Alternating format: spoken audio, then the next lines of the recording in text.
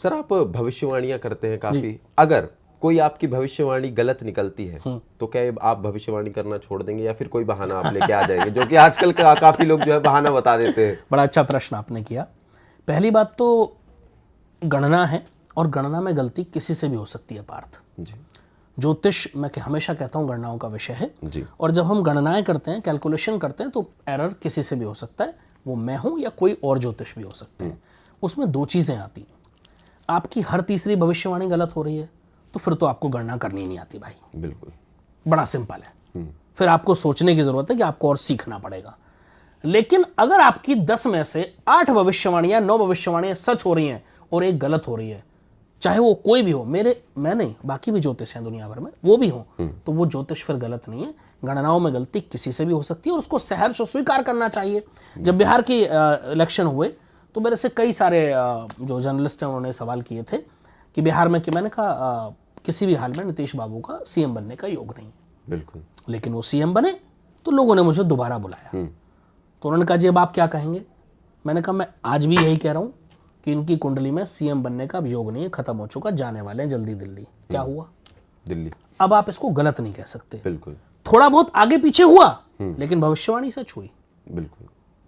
तो ये लोगों को समझना पड़ेगा। बिल्कुल। सर कभी किसी सेलिब्रिटी, नेता या बिजनेसमैन किसी को आपने भविष्यवाणी बताई हो और वो पूरी तरीके से गलत? सर मैं रोज यही करता हूँ जी। मेरे पास, मैं नाम किसी का नहीं लूंगा, मेरे पास सब आते हैं जी। मेरे पास एक से एक बड़े नेता, एक से एक बड़े जो है अधिकारी, एक से एक बड़े सेलिब्रिटी। मैं रोज सबकी उन्हीं की कुंडली देखता हूँ और मेरे पास सब आते हैं। आपने कहा कि कोई भविष्यवाणी गलत हुई हो, मैं फिर से कहता हूँ कि ज्योतिष 100% सही हो ऐसा संभव नहीं है, क्योंकि ज्योतिष एक इतना बड़ा विषय है, इतना वाइड सब्जेक्ट है कि एक जन्म तो क्या 7 जन्म कम पड़ जाते हैं सीखने के लिए। बिल्कुल। तो एक्सपर्ट तो कोई हो, परफेक्ट तो कोई हो ही नहीं सकता। बिल्कुल। लेकिन अगर कोई मेरे पास आ रहा है और 10 में से 8 से 9 चीजें उसकी सही हो रही हैं तो मैं उसको गलत मानता ही नहीं हूं। आप बताइए आप कैसे मानेंगे? बिल्कुल। आप दिन में 10 कार्य करते हैं, उसमें से एक गलती आपसे भी हो सकती है। बेशक आप इंटरव्यू लेने में परफेक्ट हो, जी, किससे नहीं हो सकती? सबसे वो किसी से भी हो सकती है। जी। डॉक्टर भी अपनी तरफ से पूरा प्रयास करते हैं किसी पेशेंट का ट्रीटमेंट करने का, लेकिन कई बार जान नहीं बचा पाते। इसका मतलब ये नहीं कि उसको डॉक्टरी नहीं आती, ये हम नहीं कह सकते। बिल्कुल। तो यह दर्शकों को भी और हमें भी समझना होगा। सर ज्योतिषी विज्ञान का विषय है या फिर लोगों की डर पे टिका हुआ एक बिजनेस है? 100% विज्ञान। बिल्कुल।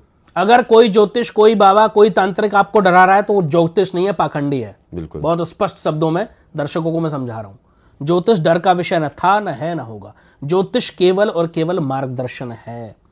दूसरा, यहां पर ना एक छोटा सा पॉइंट और आता है पार्थ। कई लोग मेरे पास आते हैं तो अपनी कुंडली मुझे दिखाते हैं और जब मैं उनको कहता हूं कि भाई ये 2 साल में आपका ये कार्य नहीं होगा, जी, तो अब उनकी एक चीज पर बहुत बड़ी चर्चा हो जाती है, गुरुजी किसी भी तरह कार्य करा दो।